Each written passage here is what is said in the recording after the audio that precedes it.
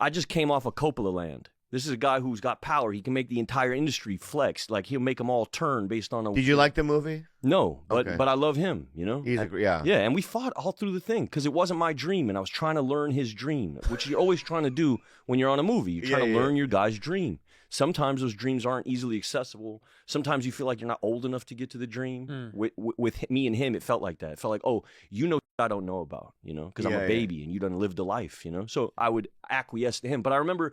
He could make the industry move, you know, because he had that kind of power. And then I look at his accomplishments, and then I look at Dave's accomplishments, and I don't see this drastic divide. I feel like, you know, I respect the stuff Dave did as much as I respect the stuff Francis did, but Francis had the shot to get to the audience. They kind of made a clear path for him. You know, he was like the darling of the industry. Right? Yeah.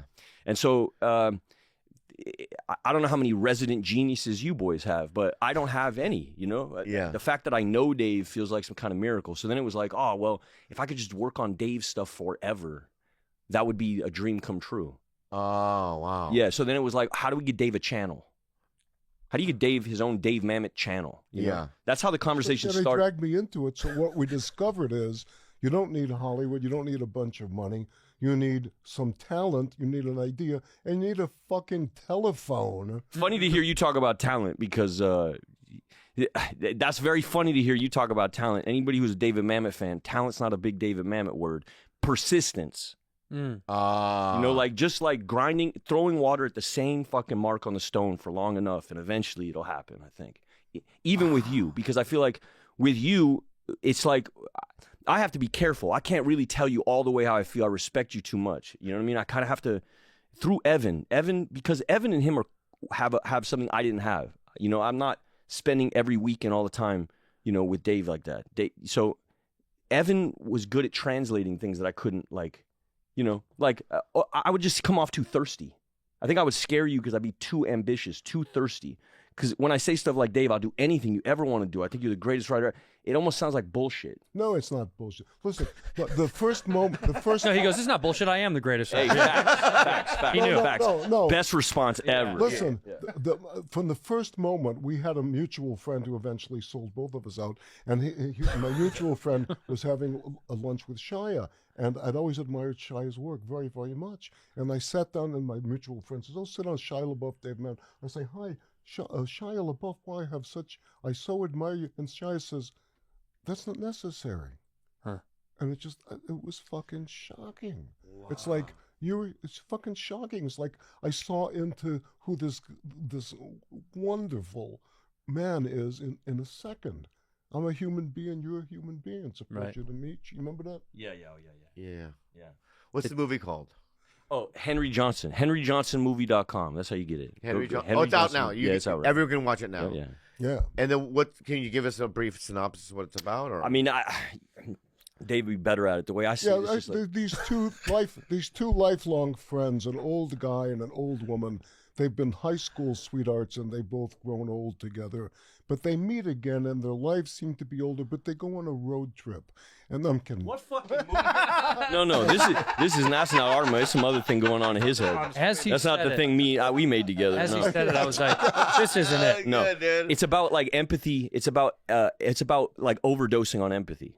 If I was going to put it in a sentence, that's what I read when I read it. It's about overdosing on empathy. It's about how empathy can actually fuck you fully if you overdose. Or like, you know, you sometimes, you know, the dog eating trade in China. I'm just giving you an example of empathy.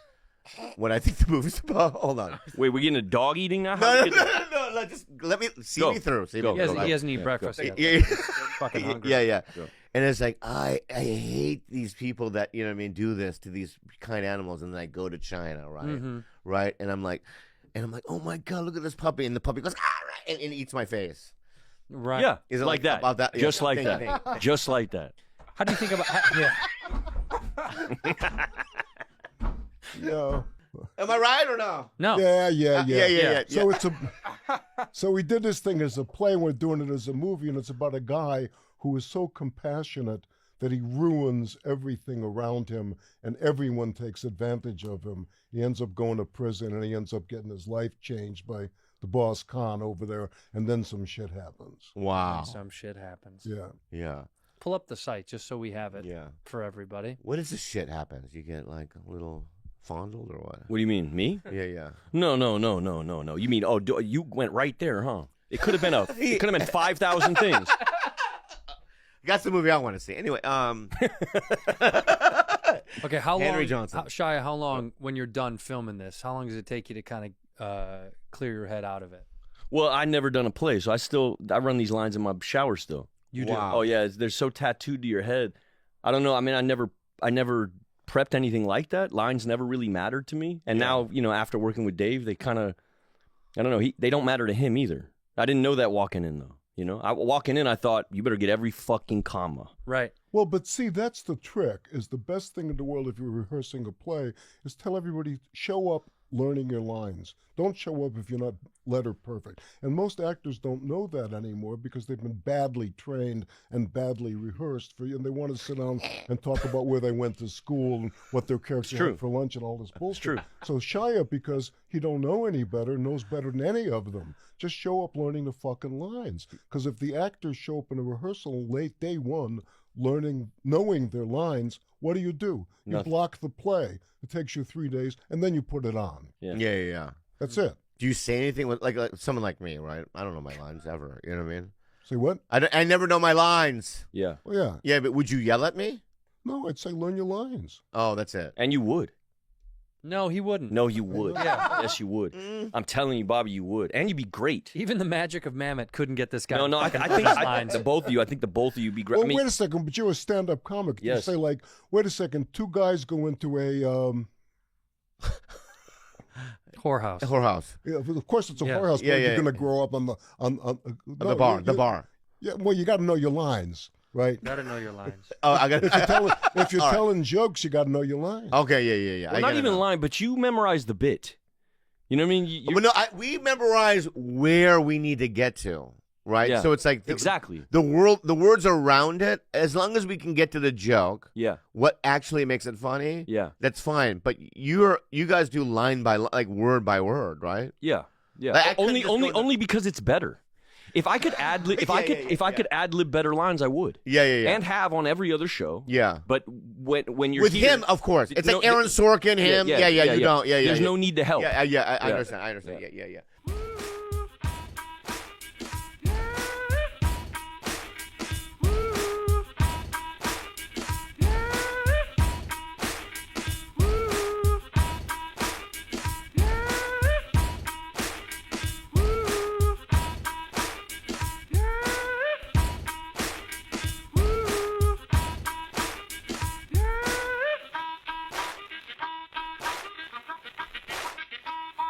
These things and don't wear the cans because whatever reason. Yeah, some people don't like him. Yeah, but David Mamet's wearing cans, so You like the way they feel? Yeah. When David Mamet wears cans, and then we wear everybody cans. has to wear Everybody cans. Exactly. wears yeah. cans. Yeah. Whatever David Mamet do, we do. Do you want to wear your cans? I might be better without him because I'm definitely. Then none of us are going to wear our cans, and this show's going to be Deficit crazy. bucket. If anybody cannot wear cans, Yeah. It's him. it's Dave Mamet. Yeah, exactly. You want to take yours off now? No, Oh, okay. I'm just a regular guy. We're just he's a normal guy like us. Just a regular Where have you guy. been No, for fuck's Dave sake? Mamet. That's him. Where the fuck have you been? I miss You never call. You never. Yeah, because I don't want to mess it up. Yeah. we got a good thing going. You know when you got a good relationship with somebody who you really respect, and then you never want to talk to them. Oh, I was yes, except for the respect part. A good relationship, Yeah. I never want to fucking talk Yeah. to I him. understand. We Yeah. talk only when we need to talk now. Yeah. We're like a really smooth married couple. But Give it do to you him. fight about the kids? You got to fight about the kids. He's never around. Yeah. Oh, yeah? I just take care Yeah, of him. the I do kids, all of it. yeah. He's never around. Well, we adopted David. yeah. Yeah, we have one dwarf. One little tiny gotta dwarf. have one dwarf. Little black dwarf kid. Yeah. Yeah, we got lucky with that's winning the lottery. Right, it really was. Yeah. Yeah. And he started to see. He's so small. He's so tiny. Yeah. Who are you talking about? Our adopted child. Our adopted child. Ladies and gentlemen of Bad Friends fans, Yeah. it is an honor, a privilege, an incredible moment in our time with this show. We have two unbelievably well-respected, accomplished, Please remember their names. amazing Please remember people. their names. Please remember. Shia LaBeouf Yeah. and David Mamet. Hey, Hey, what a duo. What a duo. Yeah. Abbott and Costello, we'd rather not have. That is nothing like this. It's so not close Simon to and what this Garfunkel. is. He does this a lot. He does Yeah, what happened to Garfunkel? nobody gives I a shit. know. Is he alive? No Is one he alive? cares. He's alive, Dave. I don't know. Is he Yeah. really alive? Is Garfunkel still alive? And that's how dark and mean this is. And you know what happens on the show? We shouldn't say anybody's name. we talk about people on this show, and within how long? 6 months, they die. Yeah. So We did that to the Pope. People think J.D. Vance killed him. No, we did. No, we did. Yeah. Oh yeah. No, but I'm not kidding. We literally just talked about the Pope. We were just talking about him, nothing negative, and then boom, he dies. So all of our fans are like, please don't talk about people anymore on the show. May I read it for the room? Yeah, can you read it? Yes, Art Garfunkel is alive.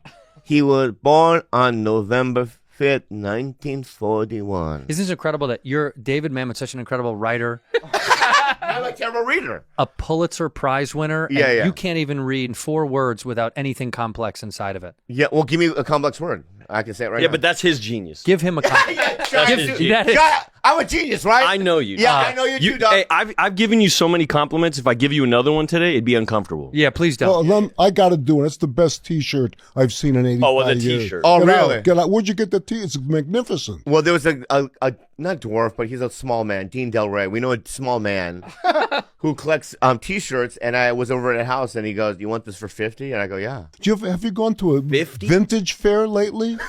$50?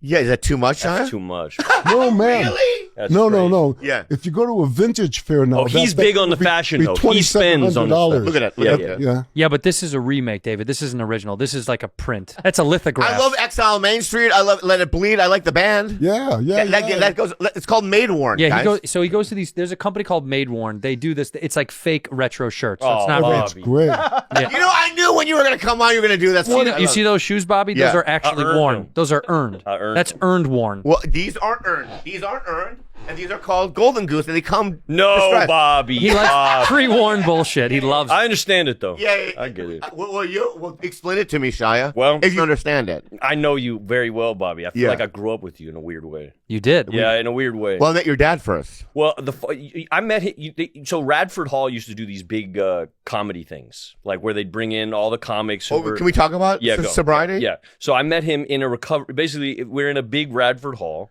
I remember. Okay. You were with a hottie. I was. Let him finish. My father and Fuck, dude.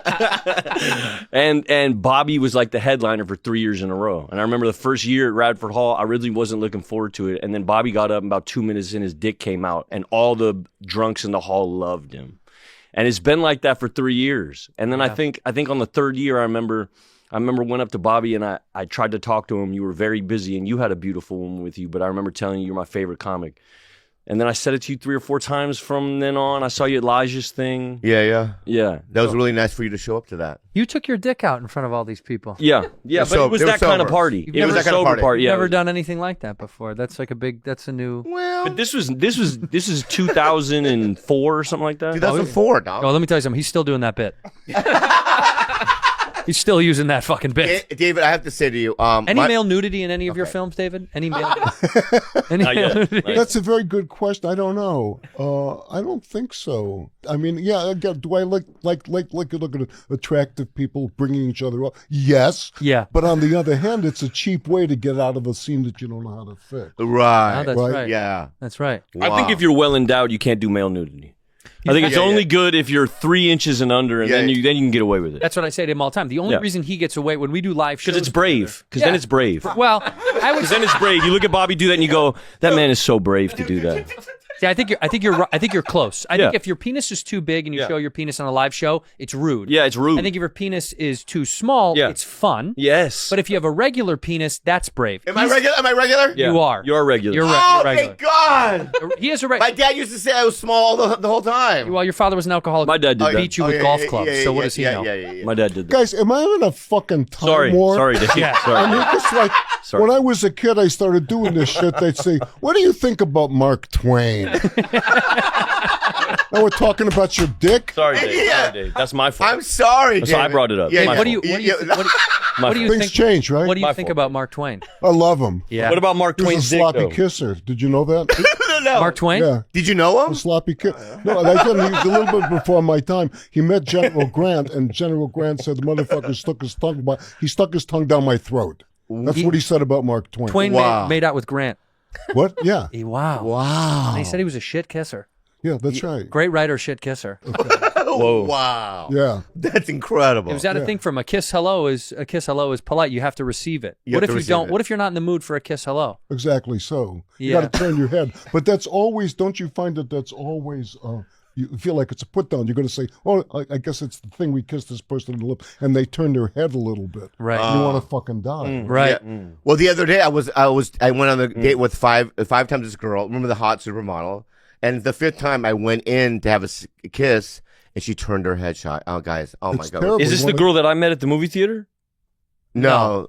Somebody new. He's got a new. It's amazing. It's a rotate. It's like What do you mean? Shia, you don't. was never like that. You're in a relationship. Yeah, married. Oh, you're married. Yeah. Never like that though. It's bingo balls for him. It's like the rotating, and he just pulls a new one and then It's puts it amazing. away. You weren't like that either. What? You're a bit like me. You're a little bit prude-like, right? It's like one girl for a long time, and you're not dating 5, 6 but women define a long time. a long time, years and years and Yeah, years. well, yeah, I've been married to the same wonderful broad for 35 But even years. in your young life, you weren't doing this 5, 6 different days. Were you a coxman week. when you were young? I feel like you were. It was the 60s. Okay, all right. Yeah, right. Okay, that's an Coxman all day, Everybody every was day, free. yeah. That's an easy answer. William H. Macy, my great friend, we grew up together, used to say in the 60s, you were terrified that somewhere there was some woman you hadn't had intercourse with. Wow. Different time. Yeah. Yeah. I'm afraid if I was in that time, that I'd still be like not doing Nothing would change. well. Yeah. In I'd fact, be striking out. you I'd in the be 60s striking out. probably harder to get laid. Oh, that's probably, yeah. A little Korean boy. I'd be in the 60s. first incel. Yeah. Yeah. And they go, watch out for that guy. Talking shit on a new Reddit. Yeah. Look at that. No, what are you talking about? Yoko Ono was it? Come on. There was a whole thing going on. Everybody was like, I gotta get me one of those. Asian women were fetishized back then. For sure. Yeah, but not Asian men. Not Asian men. We were fucked. This is a new. This Maybe is a new you're right. revolution. Yeah. We were Yeah. like, oh, you're so right. You're that right. kind. That kind. You're right. Yeah. This is new what's going on for you now. It's heavy. You're at the cutting edge of this new thing going on. What's the new thing? Well, he's got 5, 6 different beautiful women a week he dates. No. Shia. You just said that. I know. Dates. Dates is dates. Not sex. Not. Okay, you mean just yeah. like a corned beef sandwich. Let me think about that. He loves corned I beef do sandwiches. love it. I don't know how you got that, but yes, just like that. Got it. Yeah. Well, because I figure where you hang out, you probably hang out at the places where you're very famous. Yeah. Yeah, he's the type to go to the corned beef sandwich spot next to the stand-up club so he can get that social currency of the, hey, Bobby, good to see you again. Want a corned beef? Shia. Yeah. Shia, it's so good to have you here. I'm pretty dead on here, right? Yeah, you're on fire. He pretends that it's not the case, but you see the idiots in the booth nodding. This is 100% him. Okay. He will position himself specifically in places where he knows he will be recognized, Yeah. and he knows he will be fawned over. He Yes. he loves it. I want to say something because I tried. You guys interrupted me before, but if I may get this information, Yeah, if go I ahead, may, please. If I may, my brother and I's Shia, let me favorite. ask you something real Yeah, fast. sure. What's that? Go ahead. Go I ahead, Bobby. apologize. Sorry about that. You're really gonna make me mad today. Oh. I'm stuttering. All right. I got some muscles now, dude. Yeah, dude. Go ahead. Dude. He's on Ozempic, so he's on this kick now. Yeah, you do look thinner. Yeah. Stand up and show him. Do the thing. All right. Take to lift up the shirt. He lost a bunch of weight. Yeah. Oh, real good. Yeah. Real good. Looking Yeah, good. good. Looking good. Yeah. You didn't need to rub. I didn't. That's All one of right, my powers. talk about your brother. No, but my brother and I's favorite movie is Glenn Glary, Glenn Ross. Yeah. No way. Yeah, I would have never pegged that. it's our favorite movie. I see you liking it. In fact, him liking it, though. there's an I love it, Asian yeah. lady that's at the He knows. coat. I worked with her before. Oh, in the movie? Yeah, in the movie, there's a Asian lady that gives people, like, I think Pacino a coat or something. Like a coach at a coat check. Yeah. And I worked with her once, and I kept bombarding her with like, what was it like, this and that, you know what I mean? How embedded in the zeitgeist is coffees for closers? It's such like a it's a thing that literally everybody knows. Yeah, I wrote this play, Glengarry Glen Ross, and I did it as a movie, and I put in this extra scene for Alec Baldwin that says "Coffee is for closers." It's all anybody remembers about the stupid. It's funny how it's weird when things get picked out. Like I did.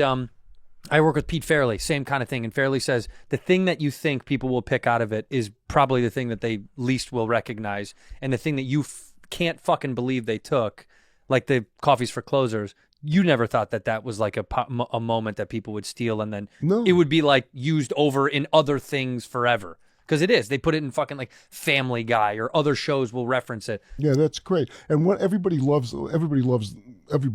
Shia. You and Yes. Not everybody. Yes. Yes. Okay. Oh, wait a second. Everybody in this fucking room. So my producer calls me up today.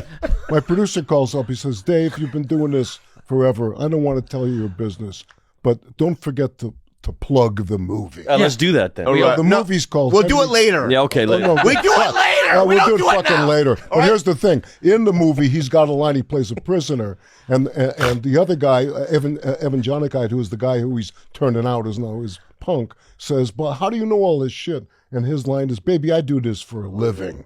So that's everybody's talking about. Yeah, I was going to say, I think you're being humble. I think Dave does know.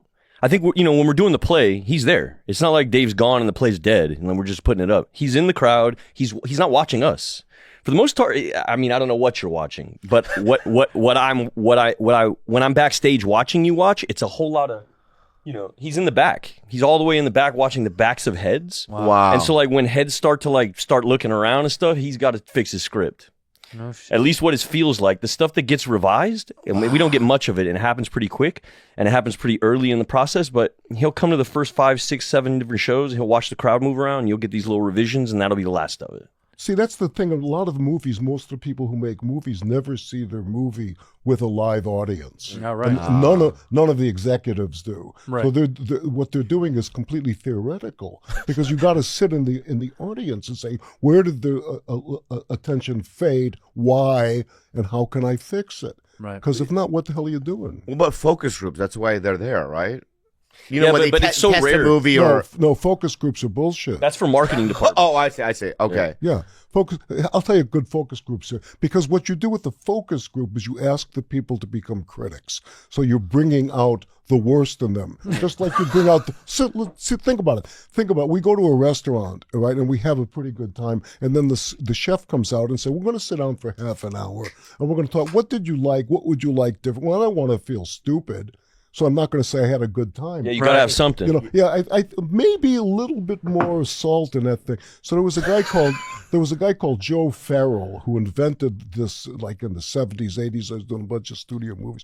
This thing where the people would sit watch the movie on a screen, and they'd have dials. Oh, and right. if you put the dial this way, it means I liked it, and you put the dial that way means I don't like it. And they would have graphs and graphs and graphs, and all the P&A, production and advertising money, would get allocated based on the graphs. And Joe Farrell made this huge amount of money with these stupid fucking graphs.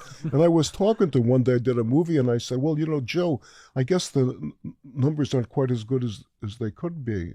And he said, "Well, how good would you like them to be?" Mm-hmm. Oh. It's all a scam. Yeah, It's we a can make the scam. dials only lean one way. No, that Yeah. he's going to know the dials are a fucking scam. Right. A smarter man would have said, "Joe, wait here a second. Oh my God, is this your $50,000 or mine?" Right? All right. He was just bribable. Yeah. Right? Oh. Brilliant. Wow. Brilliant. It is fucking Yeah, brilliant. yeah, It's it's gross, very but good. it's brilliant. Yeah. But that's the throes of this business you've seen 100,000 times. You've seen all those tricks. You've seen them come and go, right? Yeah, That- exactly so. But the thing is that we just did this movie, very cheap, very effective. Let's talk about it. Oh no! What's it- But the thing is, we made it with ourselves because Shia said we just did the play. The play's over. Let's do a movie. So now the business is completely changed, and the studio system is just completely over. Yeah. It's just dead. Doesn't exist anymore because the technology has changed. Right. Right, which is kind of great. It's unless you have an interest in the old technology and you want to spend $250 million remaking a bad version of Snow White, and you could take all the people who saw it and stick them in a fucking school bus, Right. but nobody's taking responsibility for that because they're all bureaucrats making bureaucratic decisions. David, did you see Snow White? I didn't see it. Yeah. He doesn't watch movies. Oh, he doesn't. Oh, you don't No, watch but it. I all. understand there was a lot of Old movies. anti-Semitism in it from this one girl. But if I want to see it, I'll just go to Columbia University. Is that true? It's got a bunch of No, anti-Semitic stuff. one of the girls came out and she said, you know, free. Oh, the main girl. We talked about this on the show. Rachel Zegler. Snow Yeah, White yeah. girl. Ziegler. She apparently also said that the prince was fucking stalking her. Yeah, that's right. I remember that. Isn't that Yeah. great? The fucking- We're gonna make Snow Red, where he's a murderer. He stalks her and actually gets her and I kills like her. it. Yeah. And he uses the dwarves as little slaves. We Right. wrote it. Yeah, yeah. I don't know if we're Yeah. ever gonna make it. Yeah. But we'll fucking try. Yeah. But when you say that the studio system is so fucked, and you guys made this movie now, and you did it for cheap. When you say cheap, what is cheap now? The same amount to mount the plane. It'd just be like mounting the plane in Chicago. Instead of spending that money mounting in Chicago, we just filmed it with Dave. Yeah, because the secret is, what does it cost to make a movie? You can make the $500,000 movie for $100 million, and you can make $100 million movie for $500,000. Yeah. The reason that I'm curious, I don't need to know the number, not the price. It's just we're creating our own shit a lot now, right? Like we built this little world. We did an animated show. We did a game show. We're doing it on our own, and they always want to know how much, and we don't really divulge because we don't really know. We don't know. We'll tell you.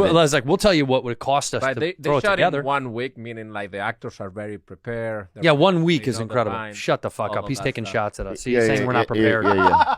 You know what? Fuck you, dude. Dude, you'll go back to Spain. You will Different go back to genius, Spain. dude. Different genius. I couldn't do this. No Thank way. you. See, Shia, I love Yeah, you. thank you so much. By the way, let me call him out. We have allies. You know what? We have allies, my friend. Yeah, Right? these are our dogs. You want to dude. get destroyed? You're fucked. So, David, this guy in the white shirt is a film student, cinephile. He wants to be a director, and let me I knew the shoe was gonna. let me tell you something. Yeah. This guy, That's the director. he loves and respects Hold you. on. He That loves and right respects there you. is a director. That's a writer. real one. That's a real one, right from the old school, right? He loves and respects you. You don't got it. And he brought your book. And show him the book. Show him the book. Oh my god! And here's what's something he said to me. He said, "Did you bring the lube too?" "Yeah," because he wants you to roll it and put it up his asshole. Yeah. But He writes good books. He dude. asked me, "Would it be okay if I have Mr. Mehmet sign that book?" That's what he said. With that accent? That's his accent. Say it. Would it be okay if Mr. Mehmet would Would it be okay for Mr. Mehmet to sign the book? Yeah. And I said, I'm going to tell you something. If you're good on your good behavior, yes. Yeah. Now you fucked up. You're not getting one. You're not getting You're shit. not getting shit, dude. Shove it up your ass. Right now, without the lube. Mr. Mehmet will not sign. No, he will not sign. He will not sign. By the way, this is sorry to enter, you enter in this world of chaos. Yeah. We love these guys. We love them. This guy went to the hospital 4 days ago. The guy in the yellow shirt, he called me at 3 a.m. I'm throwing up blood. Why? I know. This is so great. What He didn't happened? call you. I was throwing up blood. Why? What?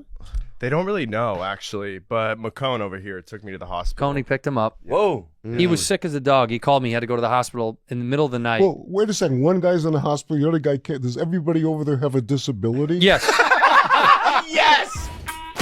Ship station. Choo choo. Chugga, chugga, chugga, chugga, chugga, chugga. Life in general can be chaotic. It's insane. Hello, but You know, and if you're in charge of an order fulfillment for an e-commerce business, you know that's its own special kind of chaos. But thankfully, with our friends at ShipStation, you can count on your day to be nice and easy because they're going to do it all for you. save hours and money every month by shipping from all your stores with one login, automating repetitive tasks, and finding the best rates among all the global carriers. Lead your business into the future, okay? They got smart features and automations that boost efficiency and save you time. It is the fastest, by the way, most affordable way to ship products to your customers. If you're selling something, I don't know what it is, I don't care. They got you covered. With discounts up to 88% off UPS, DHL Express, and USPS rates, and up to 90% off FedEx rates. You never need to upgrade either, Andrew. ShipStation grows with your business no matter how big it gets. That's right. With over 130,000 companies have grown their e-commerce businesses with ShipStation, and 98% of companies that stick with ShipStation for a year become customers for life. For life. Calm the chaos for order fulfillment with the shipping software that delivers. Switch to ShipStation today. Go to shipstation.com/badfriends to sign up for your free trial. That's shipstation.com/badfriends. Select code. There are so many things in life we just never get around to, folks. taking up that hobby, cleaning out that garage, little things that don't really make a huge difference in our lives. Yet there's one thing that most of us have probably been neglecting that can have a huge impact on our family's future. What is it, Bob? It's life insurance. It is. And with SelectQuote, getting covered with the right policy for you is easier and more affordable than you may think. You got to have life insurance, Bob, because our life is going to come to an end at some point. I don't think so. I hope it doesn't anytime soon. But it will. It will. Unfortunately, you never know, though. And I got to tell you, with SelectQuote, they're one of America's leading insurance brokers with nearly 40 years of experience, helping out over 2 million customers find over $700 billion in coverage since 1985. You got diabetes? That's fine. You got high blood pressure? That's okay. Okay, baby. That's right. Even if you have heart disease, SelectQuote partners with carriers that can cover those conditions and many others. SelectQuote, they shop, you save. Get the right life insurance for you for less and selectquote.com/badfriends. Go to selectquote.com/badfriends today to get started. That's selectquote.com/badfriends. And the gentleman, you read how about that? this? That's so good. David, the man in the back. Can you see that gentleman in the back? What do you think his disability is? I bet you could put it together just looking at him. Oh, dude, well, he's got very good taste in clothes, and he's got that Harris tweed jacket on. Yeah. He's got on the hat, wearing it in the correct direction. That's right. That's right. Oh, my God. So his disability seems lower than the other two, is what you're saying. He seems to be a little bit more put Well, together. I don't know. Come on, mystery guest, come in and sign in, please. What is your disability? I'm just a little slow. You what? He's a little slow. Good. Yeah. Yeah, good. You got a thumbs Slow and up. steady wins the race. Yeah. Yeah. Smart to rock that jacket today, though. Yeah. He did that deliberately. Of course he did. Yeah, of course. How do you feel about that? About the jacket? Yeah, David Mamet's coming. I'm gonna It's get a little my old whack. school- I mean, I respect it. Hats off, but it's like a weak point. Yeah. Yeah, You win a weak point. That's right. Okay. Awesome. There you go. Congratulations. Dave didn't give me any compliments on my outfit today. David, I don't think you ever have. No, but wait a second. This is for the first time you didn't look. He's like very fashionable. You didn't look like you. This is the first time you didn't look like you dressed from the dryer in the dark. No. I knew you were coming. I wanted to be respectful. I tucked my shirt in. Dude, are you really did. Dude. Yeah. And he got a belt. Dude, I even tucked my belt in. Oh, that's good. Well, wait a second. That's how serious I'm taking this Guys, today. I was talking to Jay Moore yesterday, Jay Moore podcast. Yeah. And he loves the movie and he loves you. And he talked for like a half an hour. I love Jay. About the way you tuck your shirt. I love Jay. And that thing. So Jay's a big part of my What a change. That dude saved me in a lot of nights. He saved me. That guy, dude. People don't talk about it, but he's a big. No, he was talking about. He's a big. He's a good changed. man. I've never seen anyone change that dramatically. He used to be terrible, but he lives service now, and his life reflects it. He's the nicest, most mindful, open. Yep. And his life changed so positively. Crazy, miraculous. Everything went up. Yeah, man. It's pretty great to watch. It really does work. Yes. When you see that, you go, it works. Yeah, he's that example for me. Yeah. When I was doing this play, I was still low. I would drag him to meetings with me. He would show up to meetings. Well, he loves stories, so our room's got stories for days. So he would just go in there to listen to these stories with me. Yeah. Sometimes I wouldn't want to go by myself. I said, Dave, come with me. Yeah. That's the kind of cat he is. You So saved my life. I was going through a really difficult. Yeah, we met at a good time. He saved my life. And I would go to the meetings, and one guy would say, my wife left me, and she took all my money, and then I realized that she'd given me a very bad disease, and I couldn't even go dating anymore. And I bought a gun, and people in the room were laughing. I did the same fucking thing. Get the fuck out of here. To tears. Am I lying? No, it's the only way. Yeah, it's the only way. Yep. Because we were late. Yeah. You know what I mean? It's that, I've been in and out since I was 17. Yeah. I had 17 years at one point. Like, yeah, I know. You were in the rooms when I first came in. Yeah. At Moore Park. I remember seeing you in Moore Park, even before Radford. Yeah. So it's like, but at 17, what a gift as a kid. Yeah. To get that, you know what I mean? I wouldn't be here without it. How did you even get in it? Like, because your dad it wasn't family. No, my dad was a violent alcoholic. Sure, among other things. Thanks for bringing that up. Well, you sure? Yeah, you're welcome. But he didn't bring you in the rooms. No, when I was in high school, I went to a bunch of rehabs. Yeah, and then I think the third one it clicked. Yeah. and I met this old Korean man by Dan. Yeah, Dan. Yeah. And when I was a kid, and he had 17 years at that point. He was at this long white hair, tattoos, full Korean. He was adopted long ago, and he was my sponsor. It was my junior year in high school when I met him, and I just gave him a 50, 60-year cake or whatever. Wow. Yeah. I mean, he's still like a part of my life. You know what I mean? But yeah, without that, I'd be dead. I think. Like Elijah's like that for me. I got a bunch of these like Jay. There's like 40 guys I would tap and say, "Oh man, if not for them." Yeah. That's the beauty. I mean, that's right. You're here is life. Yeah. Yeah. That's right. While you guys were shooting the movie, or the play is when you were going to these meetings? Well, no, when we were filming, we were filming. When we were filming, we were always grind mode, and then I would catch my meetings when I can get him at night. Usually, he's way overwhelmed. He's trying to mount, especially the way we did it. It was just there was no extra time.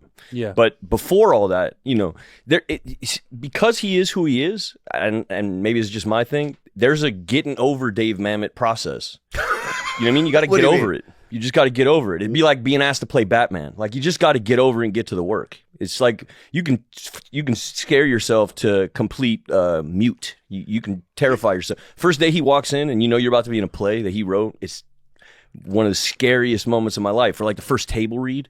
So like I showed up to the table read. I don't know really what I'm doing. I never did a play. I know it's a David Mamet play. What I know is like that's the pinnacle. Like get every word, every punch. So I show up at the table read. I'm off book. That's not normal. Normally, you're reading. Yeah, we know. I'm scared. Yeah. So that fear helped me, but the fear had to wear off at a certain point. And I don't know if it ever wore off during the play, but we became friends in the midst of that, like close, like closer than I'd been with most any director I'd ever worked with. You were the only one off book? No. Well, Evan he was so nervous. He was so nervous. Scared. So like Evan has done plays before. Yeah. Plus, Evan and him already have a relationship I didn't have with Dave. I met Dave through fan letter.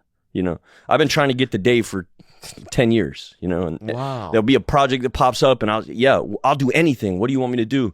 And then it'll come, it'll go. Or somebody will take it from him. Like we were going to do this JFK movie. And they just took it. Play Oswald. Yeah, and I was psyched because that's going to be so great. Yeah, Oswald. That's one of the great roles you could ever have. So, and in the midst of grinding on that, they took it from him, and then he fell into a dark spell because it's like somebody taking your baby from you. And then it was, and our play was still up as all this was going on. So it was a matter of like me and Evan, like, we got it because he's captain. We got to get Captain back up, we got to get his spirits back up. So we almost threw it out like no way. Maybe he'll bite. Because usually we throw ideas to him, he has no interest, right? He'll say something like, "Yeah, no, I hear you." Unless it's to the work. If it's about the work. This was such a great idea because we did the play. It was fucking great. And we could have run it forever, except you can't ask the actors to come in and work for $19.95 a week. We would have, though. We were loving it. But anyway, and so Shia and Evan come and say, "Let's do a movie." So I say, "No, we can't do a fucking, what are you talking about? It takes forever, and we have to go and talk to the assholes in the valley." And then they say, no. Dude, we're gonna do it ourselves. We're gonna raise the money ourselves. We're gonna do it ourselves. How? So I say, "How are we gonna do it?" They say, "Fuck it, I don't know. We're just going to do it." And so, like a lot of the great things in my life, I got dragged into it, kicking and screaming. Yeah, he wasn't into it. It turned out to be the best thing that I've done in decades. The most changed my life. We were prepping this behind his back, actually. Oh wow! Yeah, we were prepping the thing, trying to get it mounted. Obviously, we couldn't hire nobody, but we're trying to get everything. Me and Evan trying to get it mostly Evan trying to get everything sorted so he could come in and sort of turnkey go. And then he had to pick his DP, and then that was his whole thing. But I remember there was like a month where we were trying to sneakily get this thing prepped and mounted behind his back because he thought, no way you could do it. And I kept like pushing towards Louis C.K. content. Kept saying, "Oh man, Louis C.K. Boy, Dave, Louis C.K. matters, Dave. He matters for a bunch of reasons, but he should matter for us a lot right now. He's kind of the guy. He's doing it, and he's winning independent. He's pushing through all the BS, and he's getting to the crowd. He's getting. And I just came off of Coppola land. This is a guy who's got power. He can make the entire industry flex. Like he'll make them all turn based on. Did you like the movie? No, but I love him. He's yeah, and we fought all through the thing because it wasn't my dream, and I was trying to learn his dream, which you're always trying to do when you're on a movie. You're trying to learn your guy's dream.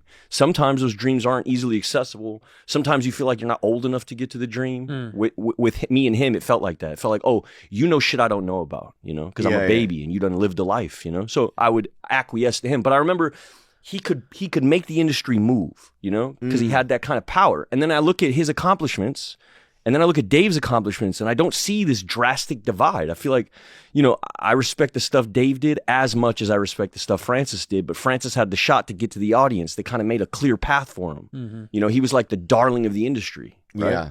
And so I don't know how many resident geniuses you boys have, but I don't have any, you know? Yeah. The fact that I know Dave feels like some kind of miracle. So then it was like, oh, well, if I could just work on Dave's stuff forever, that would be a dream come true.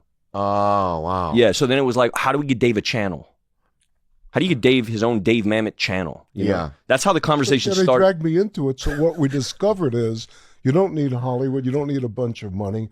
You need some talent. You need an idea. And you need a fucking telephone. Funny to hear you talk about talent because that's very funny to hear you talk about talent. Anybody who's a David Mamet fan, talent's not a big David Mamet word. Persistence. You know, like just like grinding, throwing water at the same fucking mark on the stone for long enough, and eventually it'll happen, I think. Even with you, because I feel like with you, it's like I have to be careful. I can't really tell you all the way how I feel. I respect you too much. You know what I mean? I kind of have to, through Evan, because Evan and him have something I didn't have. You know, I'm not spending every weekend all the time, you know, with Dave like that. So Evan was good at translating things that I couldn't, like, you know, like I would just come off too thirsty. I think I would scare you because I'd be too ambitious, too thirsty. Because when I say stuff like, Dave, I'll do anything you ever want to do. I think you're the greatest writer. It almost sounds like bullshit. No, it's not bullshit. Listen, the first moment, No, he goes, "It's not bullshit. I am the greatest." Hey, facts. He knew. Facts. No. Best response ever. Listen, from the first moment, we had a mutual friend who eventually sold both of us out. And my mutual friend was having a lunch with Shia. And I'd always admired Shia's work very, very much. And I sat down, and my mutual friend says, "Oh, sit down, Shia LaBeouf, Dave Mann." I say, "Hi, Shia LaBeouf, why I so admire you." And Shia says, "That's not necessary." Huh. And it was fucking shocking. Wow. It's like, it's fucking shocking. It's like I saw into who this wonderful man is in a second. I'm a human being, you're a human being. It's a pleasure to meet you. You remember that? Yeah. What's the movie called? Oh, Henry Johnson. HenryJohnsonMovie.com. That's how you get it. Henry Go- Johnson. Oh, it's out now. Yeah, it's out right. Everyone can watch it now. Yeah. Yeah. And then what? Can you give us a brief synopsis of what it's about? Or I mean, Dave would be better at it. The way I see it, it's just like, these two lifelong friends, an old guy and an old woman. They've been high school sweethearts, and they've both grown old together. But they meet again, and their lives seem to be older. But they go on a road trip, and I'm kidding. what fucking movie? No. This is not our movie. There's some other thing going on in his head. As he That's not said the it- thing we made together. As no. he said it, I was like, "This isn't it." No, Good, dude. it's about like empathy. It's about like overdosing on empathy. If I was going to put it in a sentence, that's what I read when I read it. It's about overdosing on empathy. It's about how empathy can actually fuck you fully if you overdose. Or like, you know, you sometimes, you know, the dog eating trade in China. I'm just giving you an example of empathy. What I think the movie's about. Hold on. Wait, we're getting a dog eating now? No. Just let me see Go. me through. See Go. me through. He hasn't eaten breakfast yet. Yeah. Fucking hungry. Yeah. Go. And it's like, I hate these people that, you know what I mean, do this to these kind animals, and then I go to China, right? Mm-hmm. Right? And I'm like, oh my God, look at this puppy. And the puppy goes, and eats my face. Right. Yeah, Is it like that. about that? Yeah, Just like thing, that. thing. Just like that. How do you think about? Yeah. Yeah. Am I right or no? No. Yeah. So So we did this thing as a play, and we're doing it as a movie, and it's about a guy who is so compassionate that he ruins everything around him, and everyone takes advantage of him. He ends up going to prison, and he ends up getting his life changed by the boss Khan over there, and then some shit happens. wow. Some shit happens. Yeah. Pull up the site just so we have it. Yeah. For everybody. What is this shit happens? You get like a little fondled or what? What do you mean, me? Yeah. No. You mean, you went right there, huh? It could have been it could have been 5,000 things. That's the movie I want to see. Anyway, Okay, how long? Henry Johnson. Shia, how long when you're done filming this? How long does it take you to kind of clear your head out of it? Well, I never done a play, so I run these lines in my shower still. You do. Wow. Oh yeah, they're so tattooed to your head. I don't know. I mean, I never prepped anything like that. Lines never really mattered to me. And now, you know, after working with Dave, they kind of, I don't know, they don't matter to him either. I didn't know that walking in, though. You know, walking in, I thought, you better get every fucking comma. Right. Well, but see, that's the trick, is the best thing in the world if you're rehearsing a play is tell everybody, show up learning your lines. Don't show up if you're not letter perfect. And most actors don't know that anymore because they've been badly trained and badly rehearsed for you, and they want to sit down and talk about where they went to school and what their character had for lunch and all this bullshit. It's true. So Shia, because he don't know any better, knows better than any of them. Just show up learning the fucking lines. Because if the actors show up in a rehearsal late day one, knowing their lines, what do? You Nothing. block the play. It takes you 3 days, and then you put it on. Yeah. That's it. Do you say anything with like someone like me, right? I don't know my lines ever. You know what I mean? Say what? I never know my lines. Yeah. Oh, yeah. Yeah, but would you yell at me? No, I'd say learn your lines. Oh, that's it. And you would. No, he wouldn't. No, you would. Yeah. Yes, you would. I'm telling you, Bobby, you would. And you'd be great. Even the magic of Mamet couldn't get this guy. No, I think the both of you, be great. Well, I mean, wait a second, but you're a stand-up comic. Yes. You say, like, wait a second, two guys go into a... Whorehouse. Whorehouse. Yeah, of course, it's a Yeah. whorehouse. Yeah, But yeah. You're going to grow up on the The bar. Yeah, well, you got to know your lines, right? Gotta know your lines. Oh, I got. If you're telling jokes, you got to know your lines. Okay, yeah. well, not even lying, but you memorize the bit. You know what I mean? Well, no, we memorize where we need to get to, right? Yeah. So it's like Exactly. the words around it. As long as we can get to the joke, Yeah. what actually makes it funny, Yeah. that's fine. But you guys do line by line, like word by word, right? Yeah. Like, I couldn't just go to- Only because it's better. If I could ad lib, if I could ad lib better lines, I would. Yeah. And have on every other show. Yeah. But when you're With here, him, of course, it's No, like Aaron Sorkin, him. Yeah. You don't. Yeah. There's no need to help. I understand. Yeah. Is it hard to? I mean, I'm going to sound stupid. I just need to throw it out because I'm dumb. You know what I mean? It's just that is it hard to write a movie?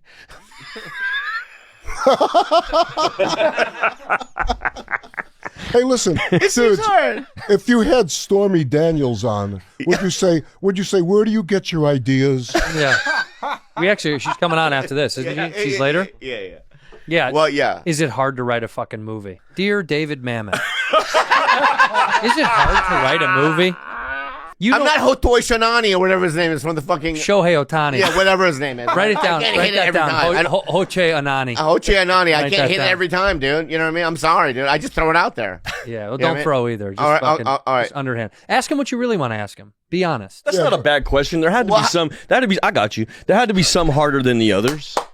Well, it is very hard. Shia, protect it. I'll tell you. I wrote this play a long time ago called American Buffalo, and it was a series of sketches about these thieves I was hanging out with playing poker, and they were really good. And I did it off Broadway, a bunch of sketches. And a guy called Ulu Grossbard, who was a great director, you should see his movie Straight Time. Ulu Grossbard comes to me and says, if you can figure out the plot, I'll put it on Broadway.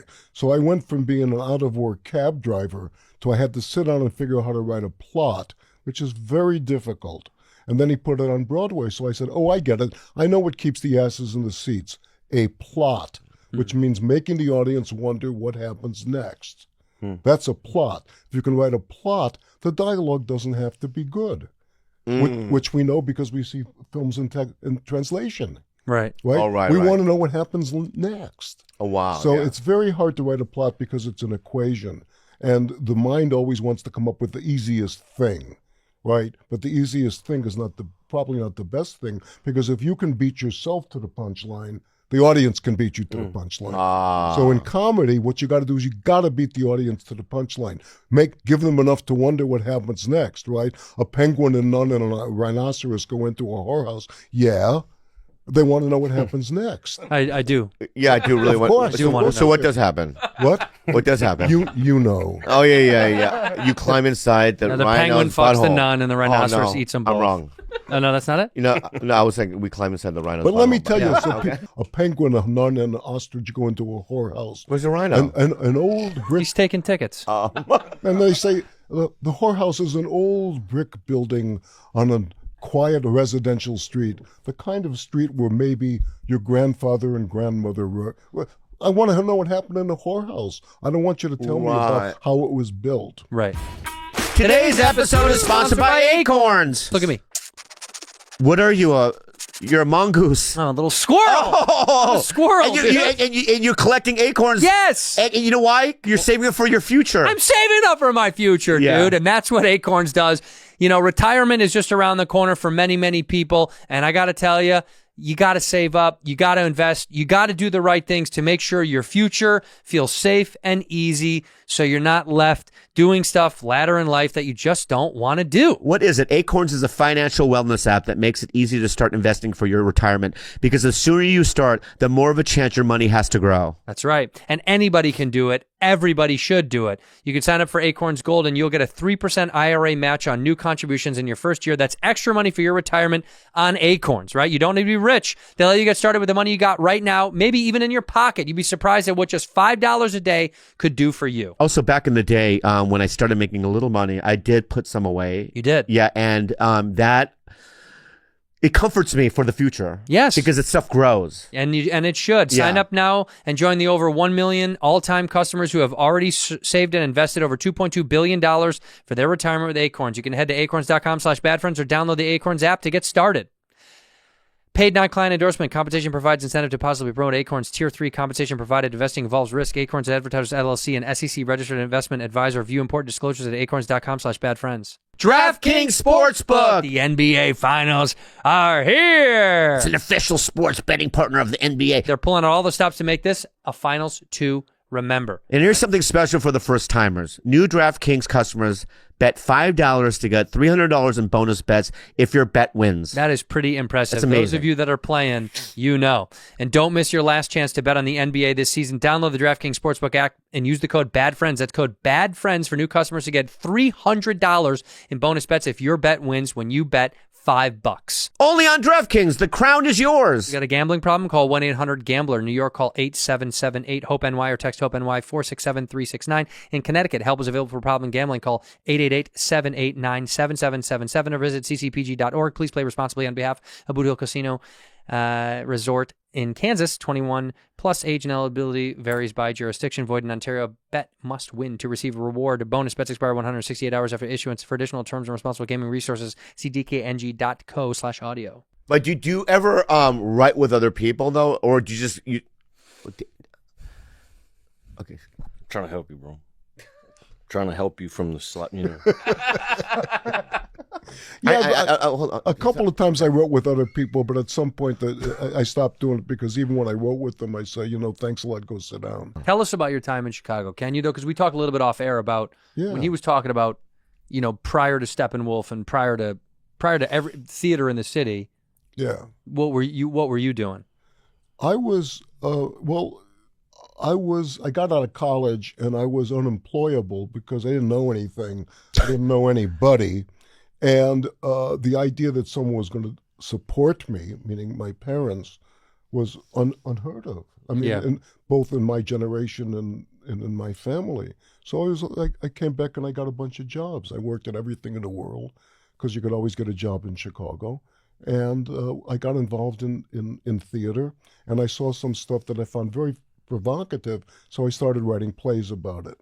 Right? One was, as I said, I used to play in this poker game with a bunch of thieves, and and then I used to work in a boiler room selling land over the telephone. Boiler room used to be, you put 20 guys on a phone in a room, and they have to call up the people and say, Mr. Lee, I see that you were interested in land because you wrote in for our brochure about land in Arizona. Well, it's kind of like Glengarry, or no? Exactly. Yeah. So I saw these things that interested me. Wow. And then I started reading Chekhov's plays, Anton Chekhov.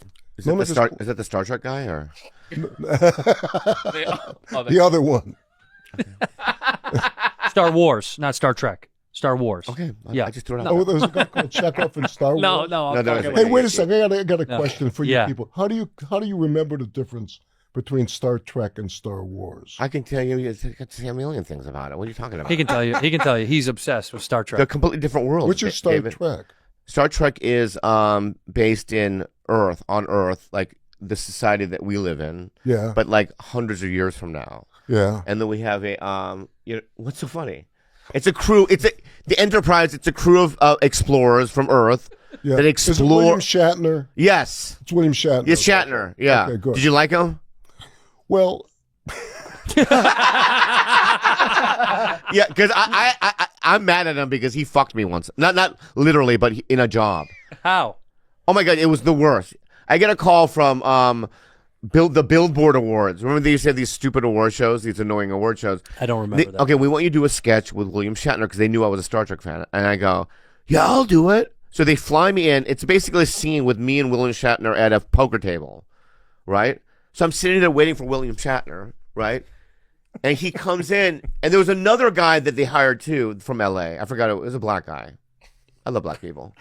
But anyway, Willie Shatner goes in and he goes, you're out.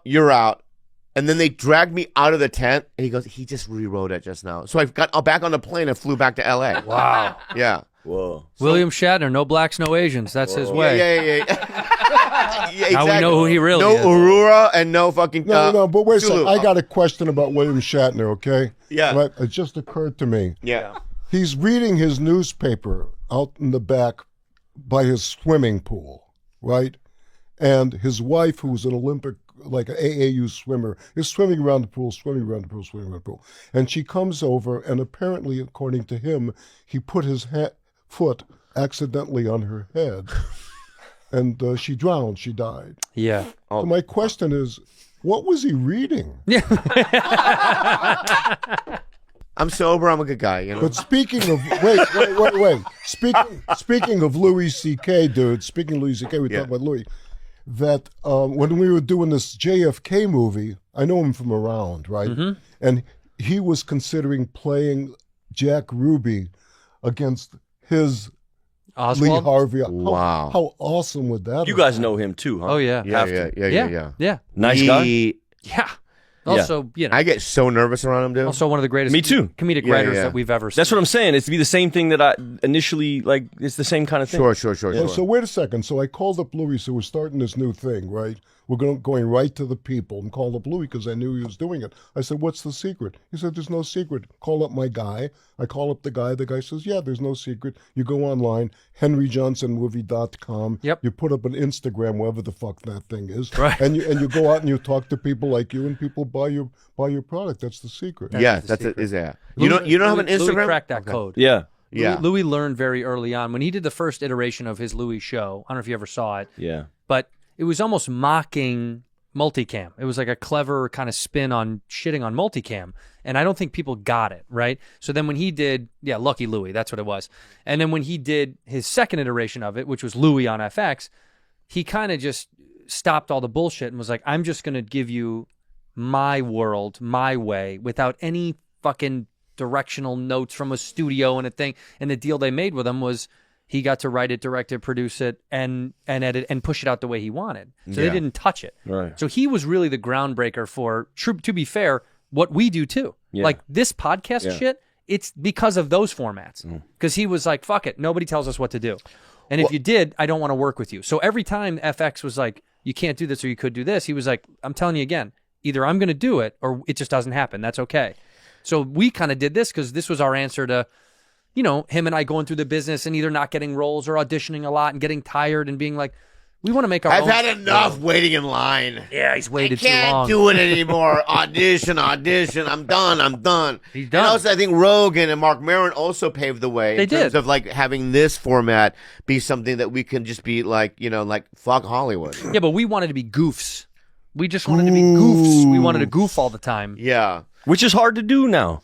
It's not easy to do. It's not easy to do. Well, I think we just don't take our. It's just this was a fantasy town. I mean, we painted this to look like a fucking child's room. It's so hard to do. You can't actually talk about it without kind of destroying the magic of it. Yeah. You know? Yeah, we don't want it. Yeah, we don't want to. Yeah. We keep it rolling. This has been such a blessing. You know what I mean? Yeah. For me too. Well, thank you. Oh, thank Yeah, you. Yeah, you a couple. I told you, bro. Yeah, you told me. Well, I told him the bond that was kind of crazy for David that you may not know was that Bobby went to rehab when his dad died. And we started this show because his dad passed away and then he got clean again. And we just wanted something to like fuck around and go make something. And we started this and then the pandemic hit And terrible to say, but it was the greatest fucking thing that ever happened to us. Yeah. Because then we could just be free. And we got a little Oh, so no studio. one was making anything. No one was we doing were like, anything. you know, and we were in the studio every fucking week and just doing our shit. That's so great. And we had no rules and there was nothing. I got tired of being dead. Yeah. I really did. Yeah. I got sick of it. You know, Right. COVID hit and then the fucking theater died and I got blacklisted. Nobody wanted to do my plays and nobody wanted to do my movies over there. I just got fucking tired of being dead. And somebody called up and said, let's do the play. And then we did the play and he said, let's do the movie. And now I'm not dead anymore. You know, we're Right. about to do another movie. You're Wow. gonna do many more movies, it sounds like. yeah. What's crazy is that he has that feeling. You know what I mean? It's like Yeah, yeah. you know what I mean? Yeah. Which is comforting to hear. Yeah, but don't we all feel that? Well, that's the thing. You think Yeah. guys like that don't. No, I know. I think the older I get, the more I learn that everyone has that weird Yeah, feeling. yeah, of like, I think it's that's gone, true. it's over. Yeah. But it's not. He says that fucking weekly. Yeah, but that's almost a shtick. You know you're not going nowhere. Thank you. Yeah. God, Shia, be here every week. Yeah, no, I'm not dead. Yeah, I'm not dead either. Did you know Picasso? Picasso, yeah. No, you don't. He did die in the fucking 80s, right? That's what I'm saying. He could know. Dali, he could have known. Did you ever hang out with Sam Shepard? You guys ever go, hey, you know, man, I like your shit. Hey, let's nothing? Never in passing? Like, No, we all want each other dead, man. Yeah. wow. Wow. We're worse than actresses. Wow. Yeah. I don't know. Yeah. Yeah, they say, okay, the money that you're making with your shit is taking food out of my children's mouths. I Yeah. hope you die. It is sport. It's sport. It is. Well, comics used to be like that, but Yeah. then we realized because of the New York comedy scene that we banded together, you know what I mean? And we just live within our ecosystem and we help each other by doing each other's podcasts. They all grow. Yeah. Right? So I think 10 years ago it was dog eat dog. I mean, it was, Well, the difference became we all were fighting for the same slice of pie. And the business blinded us to think that there was only one slice for us. yeah. And then once we kind of cracked this code, we were like, oh, fuck, we can all eat. And we can eat different shit. We don't have to eat the same fucking... I don't even like that That's kind of true. pie. That's just like Chicago in the 70s. All these little theater companies sprang up, right? And we each had our own flavor, and we each had an audience, and we worked with each other. It was great. That's exactly what we are That's now. exactly- That's yeah, literally yeah. what we've discovered, that we were like, oh, we don't even want to fucking eat that shit anyway. So we'll make our own. That's and then right. we found that we had our own audiences that liked it. And so the gatekeepers, as they were, slowly kind of, fucked off. I hate They didn't have gatekeepers. power. Well, they had less and less power because we weren't singing for our supper anymore. We were like, we're going to go cook our own fucking food. I don't want to do it anymore. And so comedy did used to be that way. It was cutthroat. We hated each other because, back, Carson was the spot.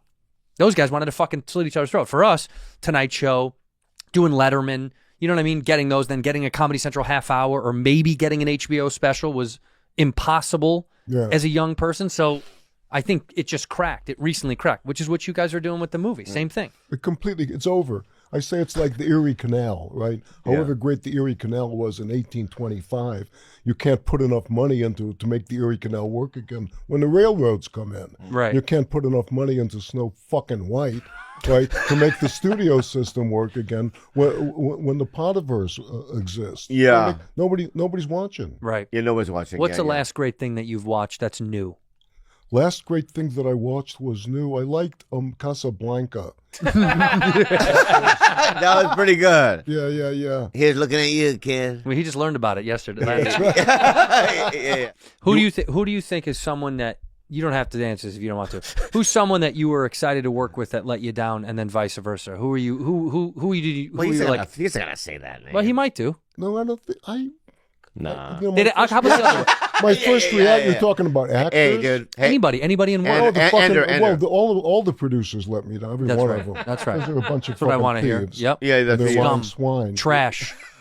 Hate him. But at least back in the old days of the studio system, you got betrayed by a better class of people, right? Right. You got fucked politely. Exactly so. Okay, I'll give you the opposite version of that then. Yeah. Who's someone that you kind of were surprised by, or you were happily surprised that you worked with them and you thought I respected and liked them, but you were blown away by their work.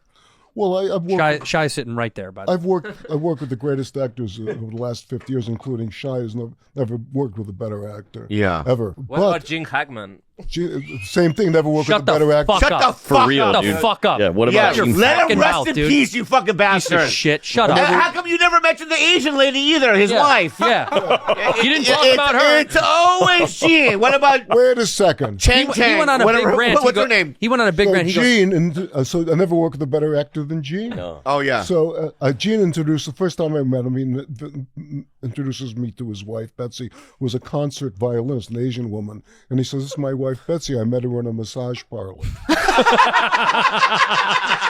I would have laughed so hard. well, that's why she killed him recently. yeah. That was that. That joke lasted long enough. Like, how did you give Al Pacino notes? Did you give him notes? I never give anybody notes. All right. Did I ever give you a note? Nah, not notes. No. No. Yeah. Here's the thing. You work with great actors. If you know what you're doing, what you get on opening night in the theater is the cast and the script. That's it. All right. The direction, the staging through, nobody fucking cares. So when you work with actors who know what they're doing, you say, okay, like, how do we rehearse the movie? Except for Blanca, I've never rehearsed a movie, Wow. right? You work and say, you know what you're doing. You got any questions? Then let's play the stupid fucking scene, right? That's all. Right. That's all that there is. Did you ever have a big fight with Pacino? No. I had a big fight with De Niro though. What happened? What happened? Well, it was just over the phone. He was doing The Untouchables, right? And Yeah. I wrote The Untouchables, and he calls me up. He says, I got some questions about the script. He's shooting. I said, well, hold on. Aren't you supposed to ask the director about the question? And the director, no, the director, Brian De Palma, said, talk to you. He said, talk to you. I said, you have questions about the script? I said, yeah. I said, did you read the script before you took the part? He says, yeah. I said, why the script got worse? Because they're paying you $2 million for a week's work. Slam. So we didn't talk for years and years and years. And then I ran into him. So he did like 4 or 5 movies that I wrote, De Niro. And he said, blah, blah, blah. He said, you know what? I called you one, you called me one. I have the greatest respect for you. I said, Bob, I have the greatest respect for you. So we go to do a reading of some film. I think it was The Edge that was eventually played with. Sean Connery? No. No, it Baldwin. was Alec It Baldwin? was Anthony Hopkins and yeah. Alec Baldwin. Yeah. So one of the great secrets about when anybody asks you to do a reading is they're never going to do the movie. Right. Never. Right. Because they use the reading unconsciously as a way to get out of doing the movie. And so the movie star, the main guy, is going to mumble and everyone's going to audition at the reading. So it's garbage. So Yeah. So anyway, we do the reading and I talked to Bob afterward. I said, what do you think? He said, it's good. It's really good. But it's just not, for me at this moment, it's just not it. I only have so many of them and it's got to be it for me. It's got to be great for me. Yeah. It's got to be great. He said, "Do you? Is that okay?" I said, "Of course." He said, "You are you mad at me?" I said, "No, of course not." He said, "Are you sure you're not mad at me?" I say, "No." He says, "Good, because I got this piece of shit I'm supposed to shoot on Monday. I wonder if you could take a look at it." I'm sorry. But Wag the Dog, they came in for the table read. Wag the dog. Yeah, but I wasn't there. You didn't come in for the table? Fuck no. So it was just Hoffman and De Niro. Whoever it was. But we did Wag the Dog. Barry Levinson called me up. He said, I got this idea. It's in a book. The president gets in trouble. He's got to go to war. I say, oh, I got it. He's getting in trouble because they caught him in the closet fucking a Girl Scout. He says, yeah, go write it. So I go write it, and 2 months later they were shooting it. Wow. 2 months. Yeah. Fuck. Wow. That'll never happen again. That kind of shit. That was great. Do you like the new? The Bill Burr. The Glenn. Have you seen it yet? Yeah, I think they're great. Okay, good. The reason that shit will never happen again is because those conversations aren't happening like that anymore. Correct. Yeah, they're gone. You never have a Levinson call a guy up and be like, hey, like 2 craftspeople be able to have that conversation unadulterated without any of the keepers, the minders and. God, you're a bright kid. All right, stop it. Oh my God, even since I met you back in the day, you're a bright kid. Hey, thanks, Father. Yeah. He's a grown man. No, but he's but he always knew me as a kid. I met him as a kid. Yeah. I met him on a razor scooter. He was riding And Bumblebee. you don't dare refer to me as that. No, you're not as bright as Shia. There's no way. I think also because you'll harm him. I do want to hug Yeah, I know him that, all I the know. fucking Yeah, time. yeah. But it's hug love. It's love. It's I love him No, so you deeply. have rage love. It's rage. There's Okay, rage. be honest. Yeah, David doesn't know us well enough to know how yeah. much do I love you. David, have you been in a fist fight? Yes, he has for sure. Yeah. For sure. I've been very involved. He's like a black belt, dude. Yeah. I am a black. Yeah, he's a jujitsu black belt. Really? Yeah. Yeah. Wow. But I actually got, when I was a kid, I got in fights. But the only fight I actually got into, outside of the mat and boxing, is I was walking down Fifth Avenue. These guys were playing 3-card Monte. And so, as my great friend Ricky Jay, the great magician, said, 3-card Monte is not a game of skill. It's not a game of chance. It's not a game. So the guy says, okay, put your money down, blah, blah, blah, blah, blah. The red you get ahead, the black you get back. 20 gets you 40, 40 gets you 80, 80 gets you little 80. Where's the red card? Where's the red card? He does this thing, right? And so he says, oops, that's not the red card. That's gone. Where's the red card? So I know where the red card is. It's where you're not supposed to look. So I take it and I go over there and I turn the card over, which you're not supposed to do because they never let you win in 3-card Monte. Because if you say, I want that card, he upsets it and you have to start again. So I turned the card over and the guy punched me in the fucking face. So, Really? yeah. Did it hurt? It's on Fifth Avenue, sure. Oh, yeah. It was Fifth Avenue and right near Rockefeller Center. You swung back. No, I was in, they disappeared. Ah, right. Right. Took your money and ran. Wow. Yeah. Did you know Kurosawa? I didn't know. I saw him once. He was at the premiere of Ran. You were at the premiere of Ran? Yes, in New York. Oh my God! And he was there. He's a beautiful man. He's a big man. He's like 6'4", I think. Wow. And he was there. He was that big? Yeah, he's a big man. Yeah. He had black feet too. Something right happened where he was in the snow or something. And No, he had frostbite. frostbite. Or Yeah. something on his Yeah. feet. Yeah. Probably got it on 𝗕cie 𝗯𝗟𝗍 Yeah. Did you? What's your favorite Kurosawa film?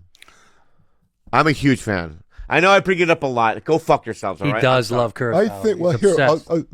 let me say 4 of them. Right, 𝗕cie 𝗯𝗟𝗍 certainly. Yes. Stray Dog because it's got Takashi Shimura, who was the greatest actor who ever lived. Yeah. Takashi Shimura, and then Seven Samurai. Yes. Which is perfect. But then, God forgive me, I think he screwed up the end of Rashomon because he had an extra scene after the movie's over. Oh, really? Yeah. You ever But there see were these guys trying to hit a lot of them were guys wearing like diapers trying to hit each other with sticks or swords. Oh, right. Yeah. You see High and Low? Sure. Yeah. Not only did I see High and Low, I rewrote it. But that I was, who was it? See, Scorsese came to me and says, you know High and Low? I say, yeah. He says, you want to redo it? I say, yeah. He said, what do you think of the movie? I said, it's a great movie, but they missed the ending. It has the wrong ending. So I figured up the ending and I wrote it to Scorsese, and Scorsese wrote it back with a bunch of scribbled notes, bullshit. Wow. And then a bunch of stuff happened. I think Spike Lee did another version now. Yeah. I don't think it has anything to do with my script. Hey, Andreas. Wow. Yes. Director. This is a director. I know. Yeah. I know. Andreas, behold your eyes, right? I know. Yeah. Did you bow to him on the way in? Yeah. You fucking better. Whatever he wants, you do. Whatever he wants. Footstool. You're the footstool. Okay? He wants to spit in your mouth, he gets to spit in your mouth. Spit in your mouth, right? He did. Yeah. Wow.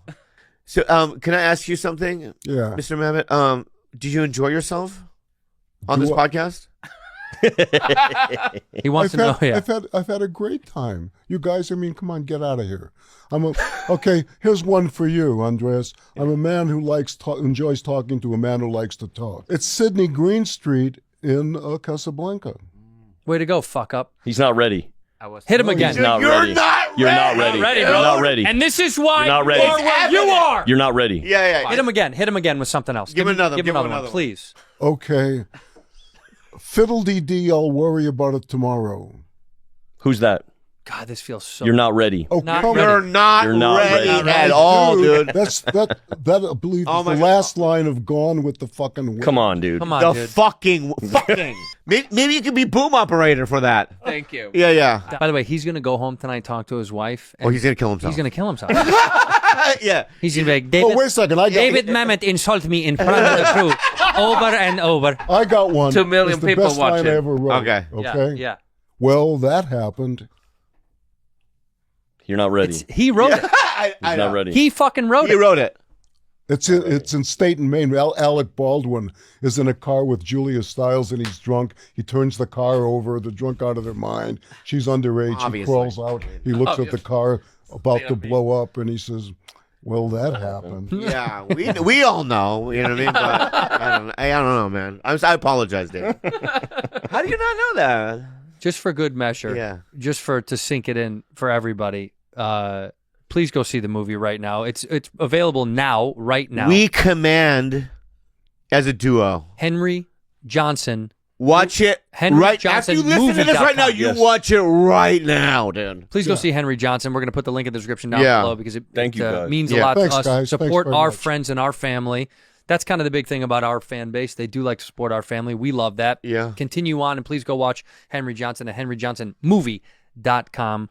We really appreciate you guys coming. This means That the world was to us, so fun and enlightening and Fucking amazing. yeah, and fuck you, Andreas. No, be as nice. well. You know Yeah, what I be mean? nice. But Be oh nice. yeah, I love He's you. had enough. I love you, and we'll do your zombie movie.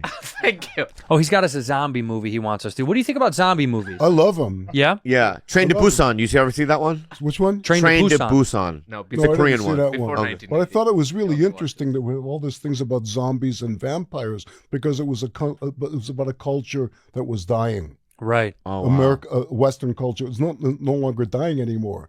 It's like the Japanese have a term, a matsuko means pine tree, but it also means vigorous old age. Ah. So that's what I think we're looking at now. And you thought you were looking for a dismount. Yeah. We're digging a new hole, baby. I got to be honest with you. We're digging a new hole. Keep rolling. I thought you guys Now needed you're to really go. going to have to cut out the line about William Shatner's dick now. 'Cause you overlong. Right? No. But now we need to keep going to make up for it. No. Old Old. Korea. What is it? Old and what's the pine tree? Vigorous old Vigorous age. old. Vigorous Vigorous old age. old age. Vigorous old age. Can you say the word one more time in Japanese? Matsu or Matsuko Matsuko. means pine tree, and it's also a name. Is that true? I'm Korean. You fucking asshole, dude. That was really? Yeah. Oh shit. David, you know a lot of Koreans or no? Do I know a lot of Koreans? I don't think I know a lot of Koreans. Of the Asians, how do Koreans rank? Of your Asians, Oh, they're up there. are they up there? Yeah. Tip top? Tip top. Japanese, Chinese, Yeah, Korean. You like Koreans up there or no? I like them all. Yeah. Yeah, he looks at all the we lump varieties. them all. You know what? Koreans are fucking tough. They are. What? I'll tell you like this. The difference for me is you get off the plane in Japan and no music is playing in the car. Right. And maybe they'll ask you if you'd like to listen to your music in the car. In Korea, you're listening to their music and they don't give a fuck what you're listening to. Yeah, I like that. And there's something about that. Yeah, I like that. Yeah. They tell you what. We're stubborn You're in and- my fucking. Yeah, I Yeah, like that. yeah, Then you yeah, know you're yeah. in Korea. Yeah. Koreans are the fucking. We're the best. That's Anyway- Bob's mom, by the way. That's his mother right behind him. That's his mother, his beautiful mother. Beautiful. That is her. She has cross eyes. It's She okay. does. She's cross-eyed Uh-huh. in real life. And we're trying to fix it. Guys, thank you so much. Can But somebody? before you guys go, look, this is a dream of mine. So we have a script for you to. That's going to be it, guys. Thank you so And- much. Oh, thank you. and you guys to act in. Okay. Give me the shit. Who did this? Is this your shit? Whose script is Oh, it? wait a sec. Wait a second. This is like a Make-A-Wish. Time for one more yeah. story. Yeah. We have enough more time. story. We This just want to is- make sure you guys don't. Yeah, have to go. yeah. Oh, yeah, we're good. We have can all the fucking- time in the world. We have nowhere to go. So anyway, my mother, rest in peace, was ill for a long, long time. I mean, there was a woman who was her caregiver, and she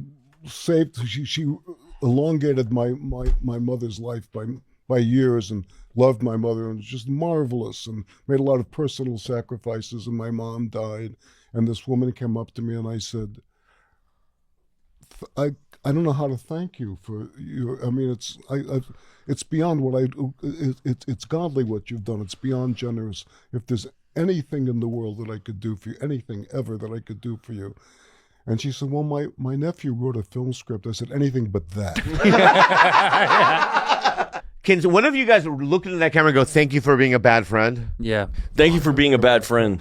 Love that. Dude, thank you guys. So good.